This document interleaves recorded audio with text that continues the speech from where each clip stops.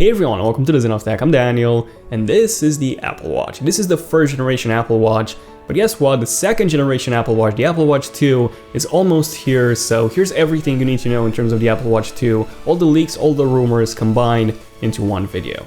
This video. Enjoy.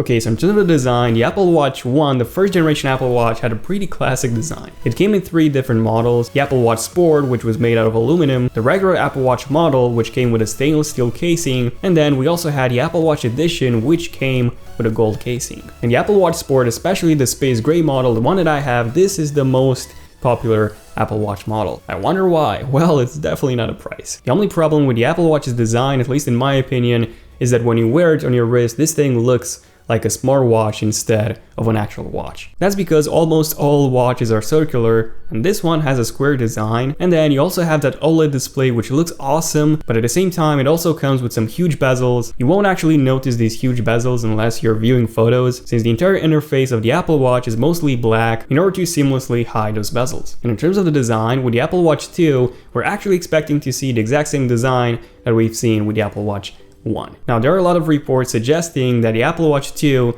is actually going to be 20 to 40% thinner than the first generation, because the Apple Watch 1 was a pretty thick device by itself. So in terms of the design, even though a lot of people, including myself, would like to see a circular Apple Watch like the Moto 360 or the Huawei watch, which look insane, those things actually look like an actual watch instead of a smartwatch like the Apple Watch does. Let me know in the comment section down below, which watch do you think looks the best? The Apple Watch, the Moto 360, or the Huawei watch? Let me know in the comments. I think the Huawei watch looks the best, but let me know. So even though there are a lot of reports suggesting that the Apple Watch 2 is going to be thinner, I don't think so. I think a complete redesign is going to come with the Apple Watch 3 next year, and I believe that this Apple Watch 2 is actually going to be an Apple Watch S, an S improvement of the previous Apple Watch. Moving on to section number 2, we have the display. Now, the original Apple Watch already has one of the best displays on any smartwatch. It's a really vibrant OLED display, and by the way, this is the first time Apple uses an OLED display in any of their devices, and besides being really vibrant, they're also really sharp, coming in at 326 ppi, same ppi as the iPhone 6s and the iPhone 6.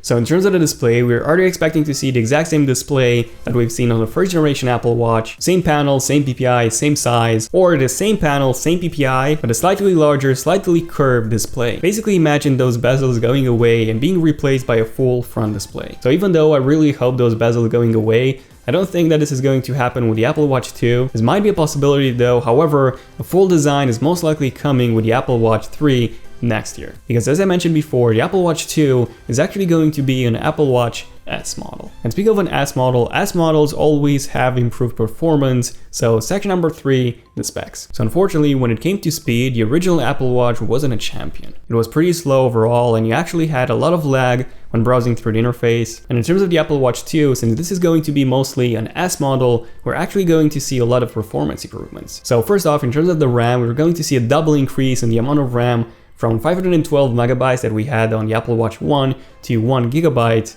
of RAM. And because of this, apps will be able to load much faster because they'll pretty much be suspended in the background. And in terms of the processor, the Apple Watch 1 came with the Apple S1 chip. And yeah, with the Apple Watch 2, we're expecting to see the Apple S2 chip. So the S1 was laggy. It wasn't that fast, and apps took ages to load, even the ones installed directly on the watch with watchOS 2.0 or newer. Okay, so a brand new processor, the S2, but how powerful is this thing going to be when compared to the S1? Well, the S2 is supposedly going to be the ARM Cortex A32 chip, which yes, is a 32-bit chip. It's not a 64-bit one. Why? Well, because 64-bit chips, they consume much more power than 32-bit ones, and in a watch you have a small battery, so you would need a chip that doesn't consume that much power. So the Apple Watch 2 with the Apple S2 chip is still going to be a 32-bit device. Apple's only 32-bit device actually, because all Apple devices, well, almost all of them, the iPods are still 32-bit. Yeah, except for the iPods, all Apple devices, all Macs, iPhones, and iPads are now 64-bit. But even though the S2 is still going to be a 32-bit chip, it's actually going to be 25% faster than the S1. So 25% faster than the S1,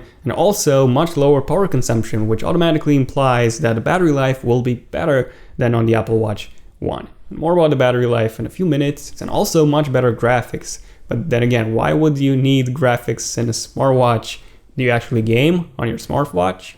Smurf watch. But no, really, an improvement in the graphics would mean that all 3D menus, all 3D graphics in the Apple Watch, and by the way, the Apple Watch actually has a lot of 3D graphics, emoticons and so on, submenus, all those things would actually load much faster than on the first generation Apple Watch. So overall, in terms of the specs and the speed, the Apple Watch 2 is going to get a huge performance boost over the first generation model. This is going to be the equivalent of the iPhone 3GS. The iPhone 3G back in 2008, yeah, that was ages ago, the iPhone 3G was really slow, but then the iPhone 3GS, that was the biggest improvement in terms of an iPhone S model over the previous generation. Yeah, the iPhone 3GS was blazing fast when compared to the 3G, and the same thing will apply to the Apple Watch 2. Huge improvement over the Apple Watch 1. Moving on to section number 4, we have the battery life. So the battery life on the Apple Watch 1 is actually pretty good. It's actually really good. I can easily get throughout a full day of use, even 2 days actually. And in terms of the Apple Watch 2, when it comes to the battery life, even though I told you guys that the Apple S2 processor is going to be more power efficient,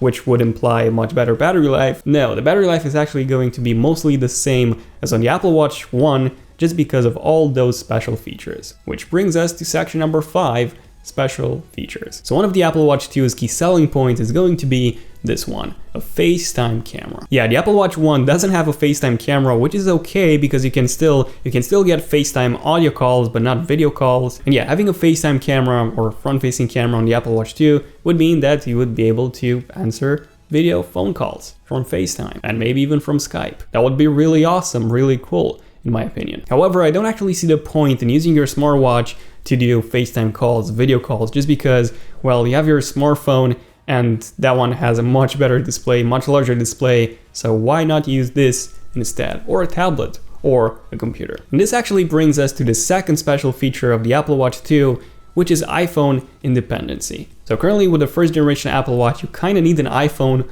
all the time. You actually need an iPhone to set it up in the first place, so if you don't have an iPhone, you cannot even turn this thing on. It also doesn't have a GPS, so if you go running without your iPhone, well, your Apple Watch wouldn't know where you were. And then you also need an iPhone connected every single time you want to do any internet-related things. Like getting email notifications, getting messages, everything that has to do with an internet connection, well, you need to have your iPhone connected to the Apple Watch. And this is still going to be the case with the Apple Watch 2. We won't be seeing an Apple Watch 2 with a SIM card.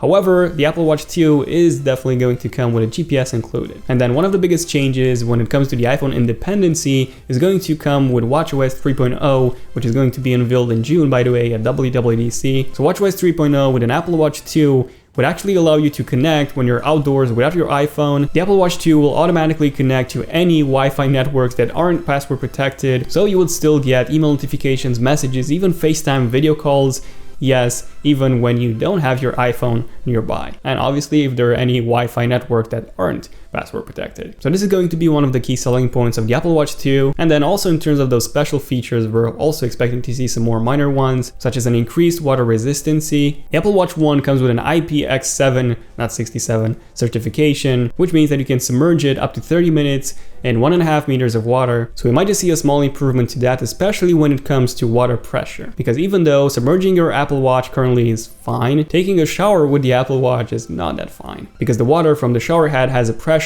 and if any pressured water goes into a port, like the microphone jack or the speaker grill, it might actually get inside a watch and damage the circuit board. So I do expect to see a small improvement there as well. And then the last special feature is going to be a new sensor that actually measures the amount of oxygen in your blood. And fun thing to note, the Apple Watch 1, the first generation Apple Watch, already has the sensor, but for some reason Apple has turned this off. Now with some devices like the Samsung Galaxy S7, you can do that as well. You can measure the amount of oxygen in your blood, and this is really useful. So expect the Apple Watch 2 to come with this sensor unlocked. I'm not entirely sure why they disabled this on the Apple Watch 1 in the first place, most likely because of the CPU limitation, because you would have two sensors being active all the time at the same time, but then again, they could have just taken turns. Use one sensor every 5 minutes and then the other one every 6 minutes. So in the end, I have no idea why they haven't done this with the Apple Watch 1. Probably because they needed a new feature on the Apple Watch 2. Moving on to section number 6, when is this thing going to be released actually? Well, in terms of the release date, we have two options. Option number 1, there have been a lot of reports suggesting that the Apple Watch 2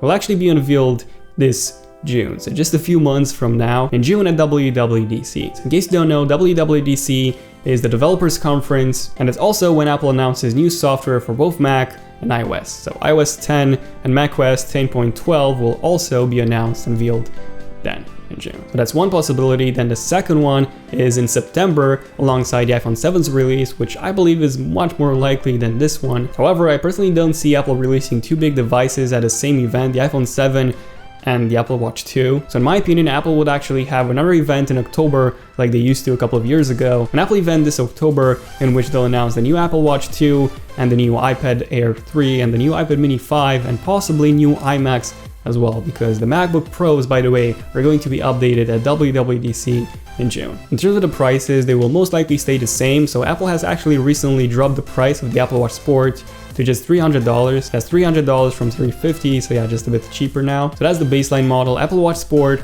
38mm with a black sport band. And then if you need something more premium like an actual Apple Watch, that's obviously going to be more expensive depending on what band you choose and so on. And then moving on to the final section, new Apple Watch models. So yeah, we're actually expecting to see a brand new Apple Watch casing material, which is most likely going to be titanium this time. And the new titanium Apple Watch would be priced between the regular Apple Watch and the Apple Watch Edition. So yeah, it's going to be really expensive, basically. And then we're also expecting to see some brand new Apple Watch bands. We haven't had a Smart Band yet, so a Smart Band might be coming with the Apple Watch 2. What would a Smart Band do? Well, one example would be a Smart Band with included batteries, or some Smart Bands with some included health sensors. And this has been everything in terms of the Apple Watch 2. Feel free to check out my other Final Leaks and Rumors episodes, including the ones that I've done on the iPhone 7. Those are some really long episodes, 15 to 20 minutes each, and yeah, I have 4 of them, so yeah, a lot of videos on the iPhone 7. Check those out if you're curious to know more about the iPhone 7. I left all of those linked in the description box down below as well. Also feel free to follow me on Twitter at Zone of Tech. If you want to know more about the Apple Watch 2, I'll be posting any more updates there on my Twitter page. And also feel free to subscribe to my channel Zone of Tech for more Final Leaks and Rumors videos and more epic tech videos. Feel free to give this video a huge like if you have enjoyed it, helps out a lot. And also let me know in the comment section down below, what would you like to see in the new Apple Watch? Top 5 features. Let me know. Also, let me know if you've made it to the end of this video by saying I've made it to the end of this video. Hashtag lemon or something. But other than that, thank you all for watching this video. I'm Daniel, and I'll see you guys in my next one. Zone of Tech, signing out. Cheers.